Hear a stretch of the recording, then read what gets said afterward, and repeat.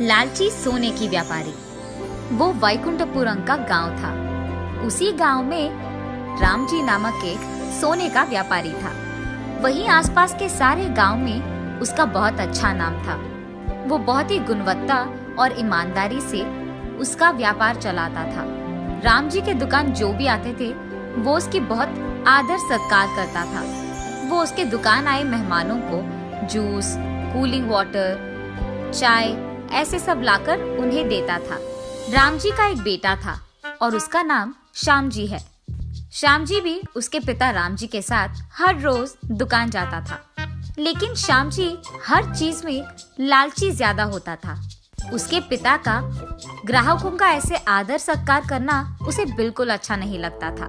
एक दिन जेवर खरीदने एक परिवार उनके दुकान आता है। अरे अरे आइए, नमस्कार। नमस्कार जी, बोलिए आज क्या देखना चाहोगे? हमारी बेटी की शादी है, इसीलिए हम गहने देखने आए हैं। अरे वाह, ये तो खुशखबरी है। आइए आइए। ऐसे उन्हें अंदर बिठाकर उन्हें गहने दिखाने लगता है। क्योंकि रामजी बहुत महंगी जेवर दिखा रहा था।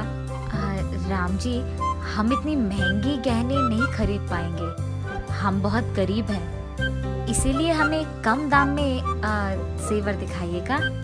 अरे हाँ हाँ, क्यों नहीं, जरूर। उनकी बातें सुनकर रामजी अपने बारे में बिना सोचे उनके लिए गहने कम दाम में देता है। वही बगल में बैठा श्यामजी ये सब देख बहुत गुस्सा होता है और मन में ऐसे सोचता है, अरे रे, इनके साथ मैं क्या ही करूं?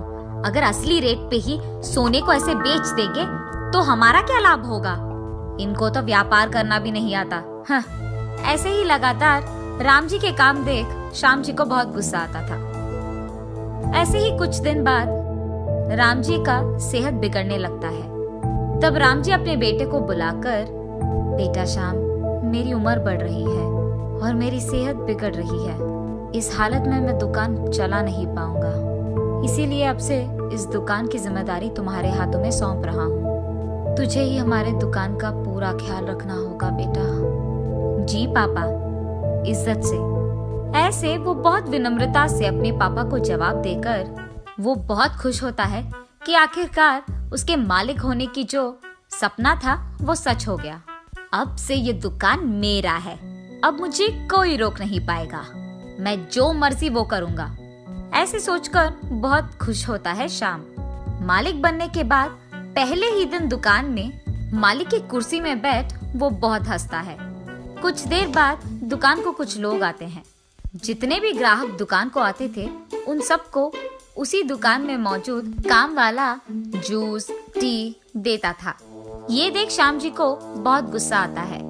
ग्राहक जैसे ही बाहर जाते हैं, श्याम जी उस काम वाले को बुलाकर, सुरेश, अब से जो भी ग्राहक यहाँ आए ना, उनको जूस ये सब मत दो, और इतना ही नहीं, उस कूलिंग वाटर मशीन को भी यहाँ से निकाल दो, समझे?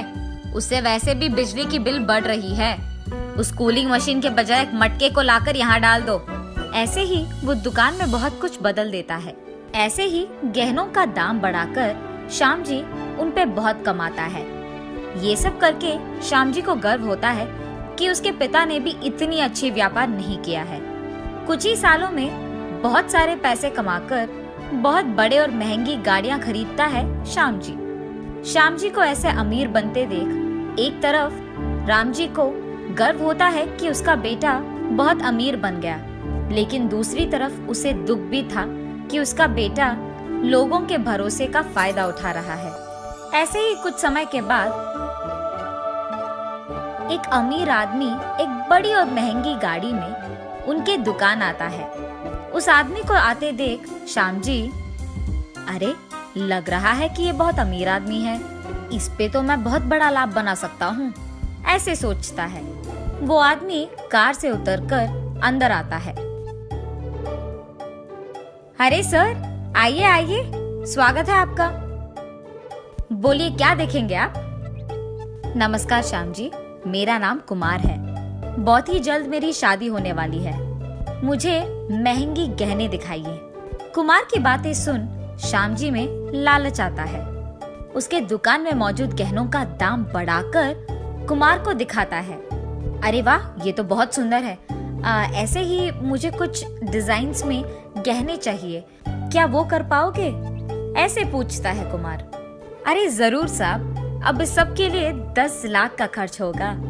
कोई नहीं, मैं भर दूंगा। ऐसे कहकर थोड़े पैसे एडवांस में देकर कुमार वहां से चले जाता है। उस एक आदमी के पास इतना सारा पैसा देख श्यामजी सोचता है कि उस अमीर आदमी को आसानी से धोखा दिया जा सकता है और इसीलिए उसी की लालच में वो कुमार को धोखा देने के लिए योजना बनाते रहता है।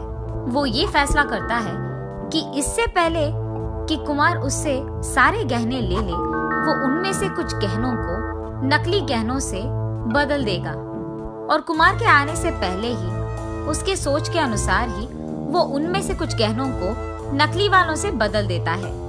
कुमार आकर बाकी पैसे भरकर उन सारे गहनों को लेकर वहां से चले जाता है। कुमार की शादी आ ही जाती है।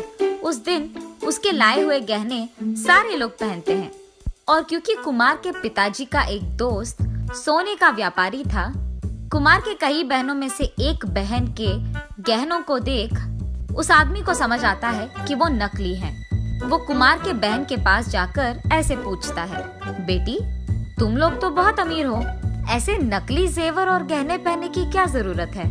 ये सुनकर वही मौजूद कुमार चौंक जाता है। क्या नकली जेवर? अरे नहीं अंकल, ये तो मैंने राम जी के दुकान में बनवाए हैं। और वो आदमी कुमार से ये कहता है, नहीं बेटा, मैं भी तो गहनों का व्यापारी हूँ, मुझे नकली और असली में फर्क दिखाई देता है। ये साफ साफ नकली है, तुमको धोखा दिया गया है। लेकिन राम जी तो बहुत अच्छे इंसान हैं, हम जैसे गहनों के व्यापारी के लिए तो वो बहुत प्रेरणा देते हैं। कहीं कोई गलती हुआ होगा, चलो हम उसके दुकान जाकर पूछते हैं। सभी मिलकर राम जी के दुकान जाते हैं। श्याम जी, ये क्या है? आपने मुझे नकली जेवर दिए हैं, ये असली ही नहीं है। अरे ये क्या मजाक सूझ रहा है आपको? मैंने तो आपको असली गहने ही दिए थे, आपने कहीं और बदल कर मेरे पास आकर पूछ रहे हो। अरे मुझे ऐसे करने की क्या जरूरत है श्याम जी? मैं आप पर पुलिस कंप्लेंट दूंगा। क्या आप डरा रहे हो क्या? कुमार के साथ आया बुजुर्ग, बेटा मैं भी गहनों का व्यापारी हूँ और तुम्हारे पापा का बहुत अच्छा दोस्त भी। तुम अपने पिता को बुलाओ, मैं बात करूँगा, ऐसे कहता है। तब श्याम जी उसके दुकान में मौजूद काम वाले को उसके घर बेचकर राम जी को बुलवाता है। राम जी जब ये सब सुनता है तो ऐसे कहता है, अरे आप डरिए मत, मैंने तो इस दुकान में सीसीटीवी कैमरा लगवाया है, उसमें देखेंगे तो गलती किसकी है ये पता चल जाएगा। लेकिन किसी को ये बात नहीं पता था कि राम जी दुकान में सीसीटीवी लगवाया है, यहाँ तक कि श्याम जी को भी नहीं। राम जी उसके फोन में पूरा फुटेज देखते रहता है और दूसरी तरफ श्याम जी डर के मारे कांपने लगता है। उस फुटेज में श्याम जी का असली जेवर को नकली में बदल देना दिख जाता है। ये देख राम जी गुस्से में श्याम जी को बहुत डांटता है। उसके कारण राम जी को सर झुकाना पड़ा। ये कहता है उसके बेटे की गलती के लिए राम जी माफी मांगता है और क्योंकि श्याम जी को उसकी गलती का एहसास होना चाहिए, वो खुद पुलिस को वहाँ बुलाता है। कानून के सामने सभी एक हैं, ऐसे कहता है राम जी। लेकिन वहाँ मौजूद लोग, राम जी ऐसे मत करिए, उसको पुलिस के हवाले मत कीजिए, वो लालची जरूर है मगर उसको पता नहीं था कि आपको सिर झुकाना पड़ेगा, सोचा नहीं होगा बेचारा, आप ऐसे मत करिए, आपको बाद में बहुत दुख होगा। राम जी उनकी बातें मानकर उनके असली जेवर को उनको पहुंचाकर उनको वहां से भिजा देता है। तब से वो श्याम जी को दुकान में आने नहीं देता है और दुकान की जिम्मेदारी एक अच्छे, नेक और ईमानदार इंसान के हाथों में देता है और श्याम जी के पास मौजूद सब कुछ खींच लेता है राम जी और उसको घर से भी बाहर निकाल देता है राम जी। देखा ना आपने, लालची बनकर अगर गलती किया तो उसके परिणाम भी भुगतोगे।